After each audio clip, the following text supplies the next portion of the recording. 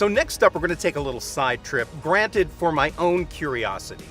Now, I've heard for years that there is an immense theater costume collection at Goodspeed Musicals. So we're going to check it out, but here's the thing. We're not headed to the Goodspeed Opera House. No, the collection is so immense that it has its very own dedicated building, and that's where we're headed right now.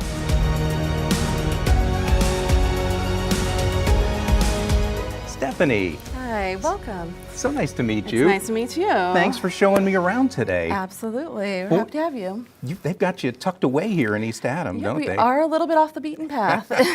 We're in the lobby area right now, and I'd love to see some of the really outstanding costumes you have here. Great, let me show you a few of them. Okay. Okay. Oh, wow. Wow. This is unbelievable. Yeah, we have quite a few costumes. Oh my gosh.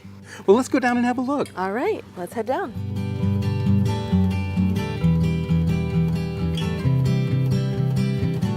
Stephanie, when you said you had a warehouse full of costumes, I said, okay, a warehouse full of costumes, that makes sense. But really, there was nothing to prepare me for how many costumes are here in this huge space. How many costumes do you have? And, you know, when we're talking about costumes and accessories, all of that. So we estimate we have at least 500,000 hanging garments, and that doesn't include all of the shoes, hats, gloves, accessories, boas, things like that. It is 1 mile of rail, so when you're on the highway and you see like exit 1 mile, just picture costumes for that entire run. So this would be a whole mile if you just whole lined it up. mile if you lined it all up. Oh my gosh, oh my gosh. How did Goodspeed get into this business to begin with? Well, Goodspeed's in the costume business because we're in theater. So, you know, from the very beginning of Goodspeed, we've been collecting costumes from every show we've done. We started to get a reputation for having a good place to store costumes.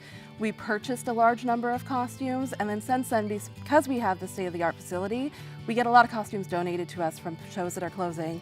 A lot of costume designers want their clothes stored with us because they know that they're going to be kept in really good condition.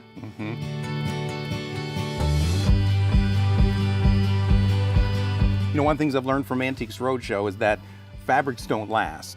What are you doing to ensure the longevity of these costumes?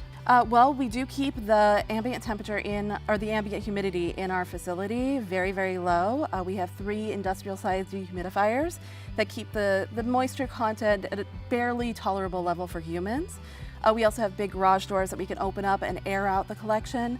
And we're constantly monitoring to make sure that we don't have any pest infestations or anything else that would cause the costumes to degrade. Yeah.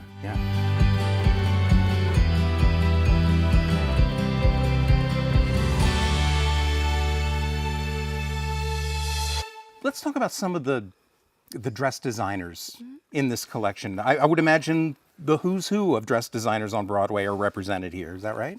Absolutely. We have some of the most famous Broadway Tony Award-winning costume designers. This dress is designed by Greg Barnes. He won a Tony. He is the designer for Aladdin that's currently on Broadway, celebrating 10 years. We have Paul Tazwell, who designed Hamilton. We don't have Hamilton, but we have some of his costumes.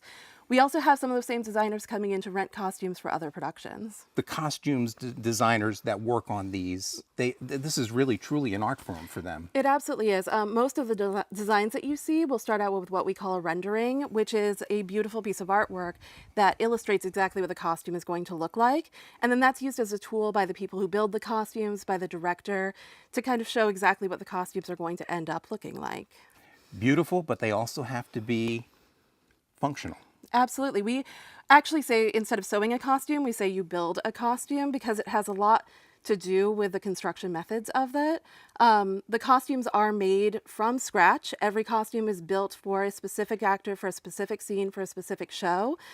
They will often make what we call a muslin, which is the entire costume made out of an inexpensive material. They fit that. They take that apart, make a pattern out of it, then use that pattern to make the actual garment. That's amazing.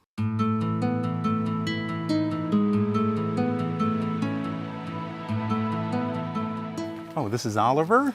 This is some tuxedos that Greg Barnes donated to us, and then this is Oliver. Oh, this is Oliver, okay. Yep, from our 2018 production. Okay. What's your favorite part about this job? I think that it's wonderful because I get to work on so many different shows at a time. And in most theaters, you're working at one show from start to finish. I get to have my fingers in shows all over the country, all over the world, all at the same time. And you never know what the next day is going to bring.